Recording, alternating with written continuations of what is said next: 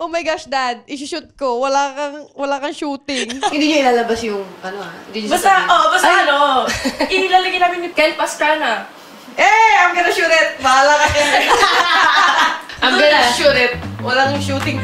Hi, I'm Sandy, and you're watching or listening to Go Hard Girls, where we celebrate Filipina athletes to inspire women to excel. And I'm Daphne, and just like our combined names, Sandy and Daphne, it's gonna be a sunny day because we will be with a ray of sunshine. Kilalang kilala to, Sandy. Especially with her UAAP stint.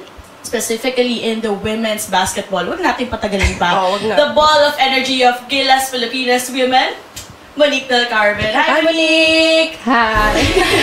Nice to see you here. Well, di namin ito patagalin pa. So, we actually prepared something for you.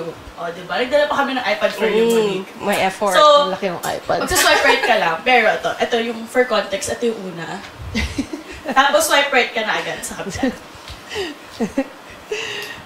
Ayan. So, initial reaction, what are your thoughts dito sa ating dalawang pictures, Monique? Pares na pares, di ba?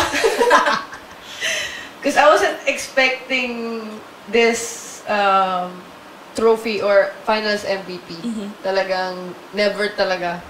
And then, at this moment, hindi ko pa alam na ako yung tinawag. Parang, my teammates parang nudging me, hey, you won the finals MVP. And I was like, oh! And tapos yun, nag-start na ako nag-cry. Nag-cry. Kasi first time, I think in 5 years, na naging player of the game talaga. And yun, like finals MVP. As in, parang kahit tingnan mo yung stats ko, wala talaga sa points. So, yeah. Kumbaga unexpected siya for you, no? Sobrang unexpected. Pero yung photo na yan with Jack and Ma'am, tapos syempre ikaw, masasabi mo bang, ay, pwede na tayong ano dito, sisters na tayo dyan. Pero masyadong mataas yung level ng kay Jack eh. Pang FIBA Asia Cup siya nanalo. Sis, UAAP ako.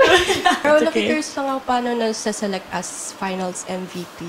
Minsan, the way you impact the game. Kasi sometimes, yung ginagawa mo sa court, hindi nakikita sa stat sheet. Pero dito, I think this is my career high. Yes! Okay. Stats reveal. No, you guess. Wow. Kahit yung points lang. 15 to 20, ikaw, guess mo. Maybe 20. Diba? Ang taas niyan. Ang taas niyo yung sinabi niyo. 15 lang ako. 15 points. Pero by plus, minus, that's how efficient you are. Kasi, I think Wow. I think I got 42 at that game. If you could just swipe right now. Yeah. You could just swipe right. Sorry if we stalk so much, pero It's just for context, it's a TikTok video with Gilas Filipinas women pranking Coach Pat Aquino. Yes. Give me my money. So, ikaw, just curious, ikaw ba yung nagpasimuno ng video na yan? And madalas ka ba talagang initiator or parang clown ng team? Yeah. Ako yung nag-initiate na, let's go, let's do it. And then especially this group of people, talagang mga bata kasi. You know, they want fun. So, Siyempre, bata ka naman din. Yeah, I want to say that. Pero pag naririnig mo yung mga ano nila, yung mga age nila, medyo nasasaktan ako. Kaya I'm 22, guys. I'm 22. 22 Next stop na tayo dun. Okay. Yeah, tas nakakatawa yung talaga reaction ni Coach Pati.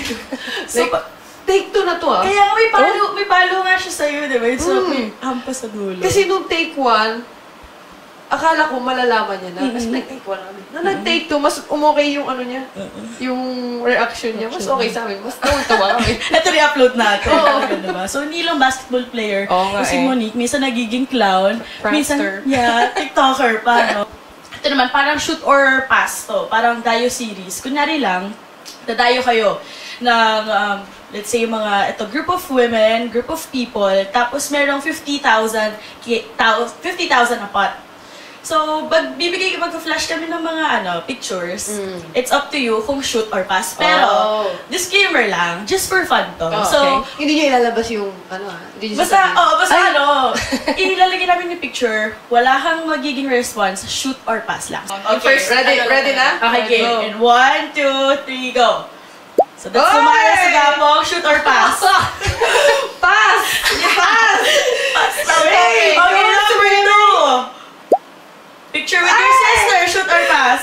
gonna shoot it! Charot! Pass! Shooter tong kapatid ko eh. Shooter tong kapatid ko. So, pass. Pass ako Okay. sa'yo. That's okay.